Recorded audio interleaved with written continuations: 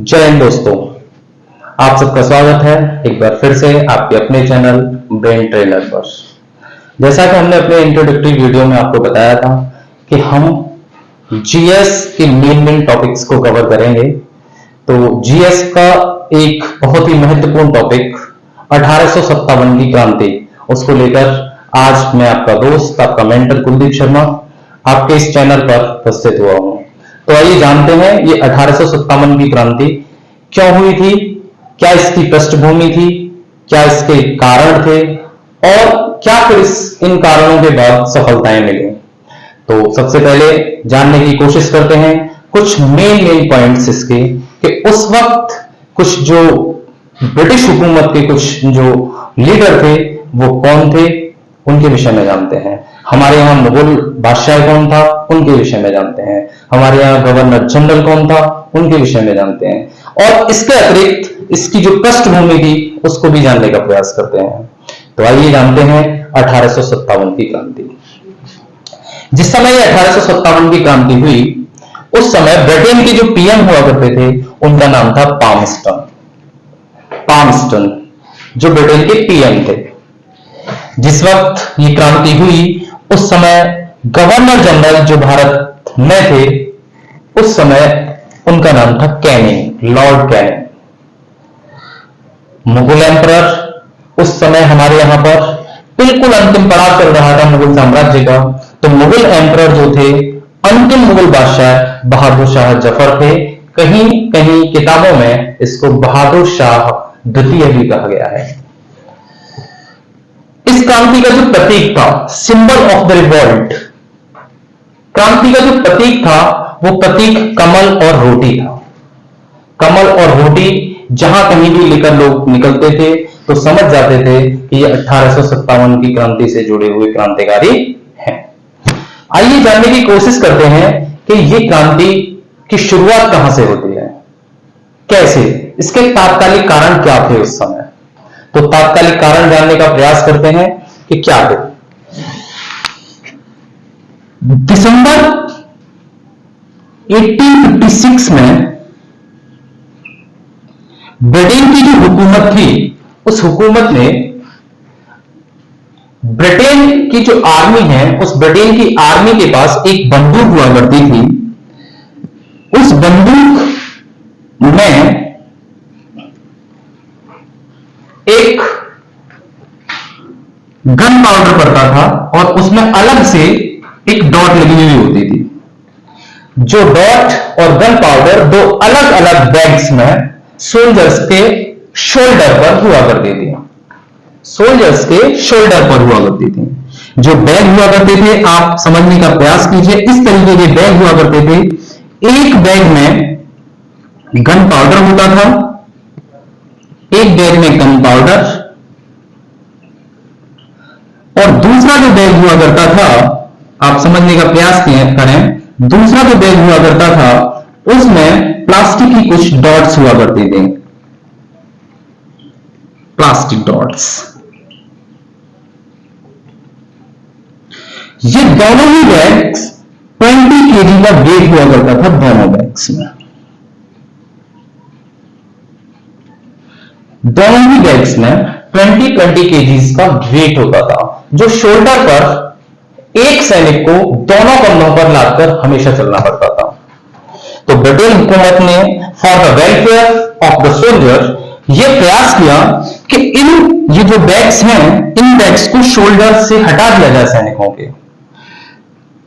अब तक जो सैनिक करते थे उसको समझ लीजिए कि एक निश्चित मात्रा में गन पाउडर इस बंदूक की नाल में डाला जाता था, एक निश्चित मात्रा में, और उसके बाद इस डॉट को इसके पीछे लगा दिया जाता था।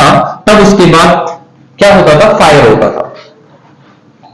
लेकिन जब ऐसी स्थिति बनी तो बहुत बार ऐसा भी हुआ कि ये मिस फायर कर जाता था, क्योंकि गन पाउडर की जो क्वांटिटी होती थी कभी ज्यादा हो जाती थी और कभी कम हो जाती थी। ये इसका रीजन था। तो ब्रिटिश जो हुकूमत थी, उस ब्रिटिश हुकूमत ने यह सोचा कि इस बंदूक को आर्मी से हटा दिया जाए और एक नई राइफल उन्होंने लॉन्च की। उस राइफल में उन्होंने क्या किया कि उस राइफल में जो कारतूस पड़ते थे वो एक कारतूस उन्होंने अवेलेबल कराया, और ये दोनों जो बैग हुआ करते थे 20 केजीज के, इसको हटा दिया सोल्जर के शोल्डर से, और एक बैग जो 20 केजी का था अब उसको लेकर साथ में चलना पड़ता था, 20 केजी सिंगल बैग।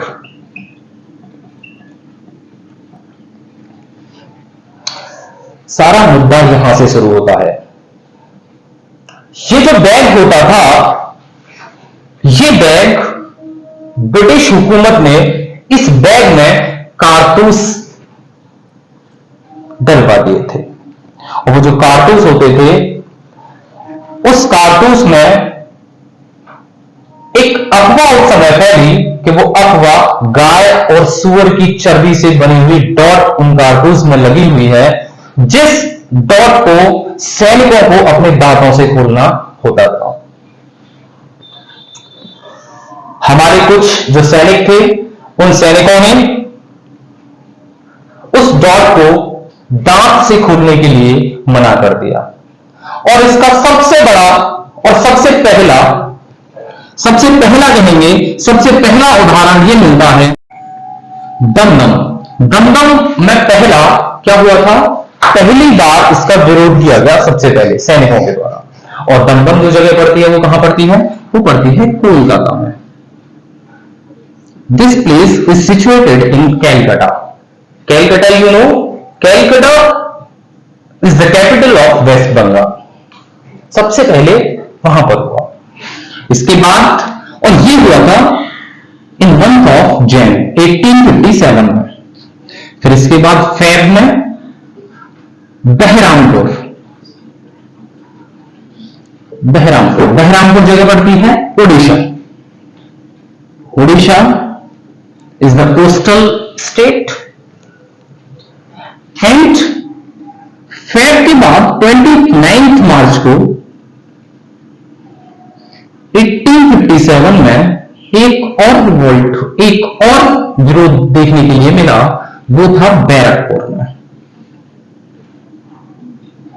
बैरकपुर में जो विरोध हुआ, उस विरोध को सबसे पहले आवाज उठाई थी बैरकपुर में बहुत मजबूती के साथ, उस व्यक्ति का नाम था मंगल पांडे। ये जो मंगल पांडे हैं, मंगल पांडे रहने वाले हैं, कहां के थे, रहने वाले थे बलिया के, और बलिया जो डिस्ट्रिक्ट है ये पड़ता है यूपी में। मंगल पांडे ने सबसे पहले मना कर दिया कि मैं इस कारतूस को मुंह से नहीं खोलूंगा, क्योंकि मैं अगर इसको मुंह से खोलूंगा तो मेरा धर्म भ्रष्ट हो जाएगा। ये धर्म की बात, चूंकि गाय और सूअर दोनों की चर्बी लगी हुई थी कारतूसों में, इस बात की अफवाह फैल गई थी। इस चीज को मुस्लिम धर्म के जितने भी लोग थे उन्होंने भी डिनाई किया। वो जो लोग जो सेना में थे, ब्रिटिश आर्मी में थे, उन्होंने भी मना किया कि हम इस कारतूस को अपने मुंह से नहीं खोलेंगे। हिंदू धर्म के लोग, उन्होंने इसलिए मना किया कि गाय को वो बहुत ही पवित्र पशु मानते हैं, गाय माता के रूप में जानी जाती है। यही एक कारण था, इसकी वजह से ये एक विशाल एक क्रांति का रूप लेता चला गया।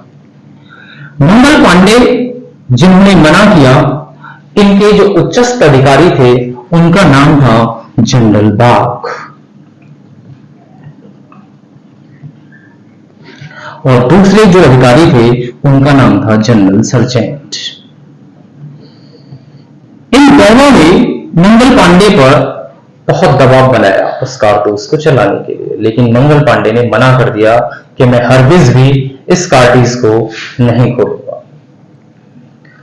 जब अधिक दबाव बनाया तो मंगल पांडे ने इन दोनों अधिकारियों को शूट कर दिया, जिससे कि इनकी मौके पर ही मृत्यु हो गई। जब ये बात ब्रिटिश हुकूमत को पता चली तो मंगल पांडे को इन्होंने अरेस्ट करा लिया, और अरेस्ट कराने के बाद 8 अप्रैल 1857 को इनको फांसी की सजा दी गई और मंगल पांडे एक शहीद के तौर पर तभी से हमारे देश में जाने लगे, शहीद का दर्जा मिला है।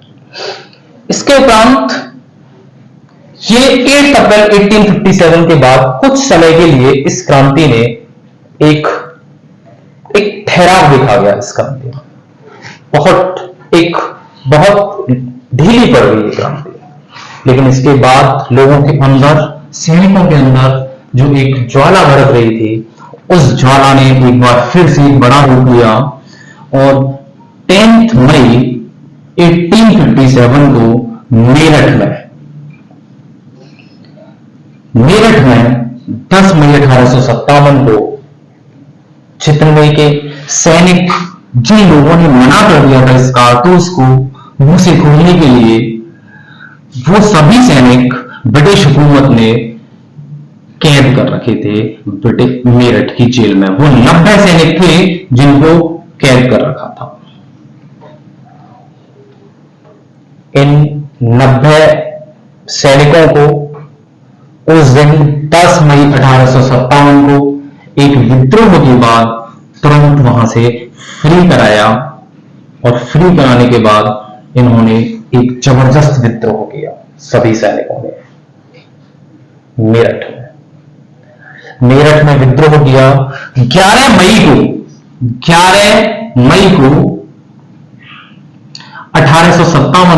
मई 1857 को ये लोग निकल लिए दिल्ली के लिए। दिल्ली में ये पहुंचते हैं 12 मई 1857 को और वहां पर जाकर मिलते हैं मुगल बादशाह बहादुर शाह जफर से, और इसको मिलकर ये अपनी सारी कहानी बताते हैं, सारी पीड़ाएं बताते हैं और मुगल बादशाह जफर को अपना नेता चुन लेते हैं। कुछ समय बहादुर शाह जफर अंग्रेजों की नीतियों के खिलाफ लड़ते हैं, लेकिन कुछ ज्यादा समय अंग्रेजों के खिलाफ बहादुर शाह जफर खड़े नहीं रह पाते और महज 2 से ढाई महीने में ही ये ब्रिटिश हुकूमत के अगेंस्ट, ब्रिटिश एम्पायर के अगेंस्ट ये सरेंडर कर देते हैं। और जब ये सरेंडर करते हैं तो ब्रिटिश जो हुकूमत थी वो हुकूमत इनको देश निकाला दे देती है और देश से बाहर रंगून एक जगह है वहां पर भिजवा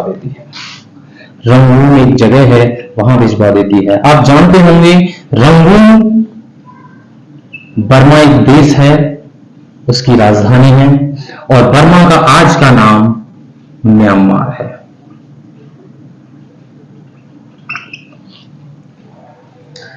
म्यांमार भिजवा देते हैं।